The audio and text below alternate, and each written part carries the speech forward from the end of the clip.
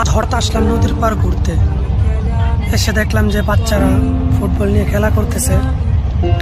এটা দেখতে মনটা এত একটা শান্তিতে ভরে গেল, মনে পড়ে গেল সেই ছোটবেলার কথা, যে সারাদিন স্কুল থেকে এসে কখন বল নিয়ে মাঠে যাবো খেলতে।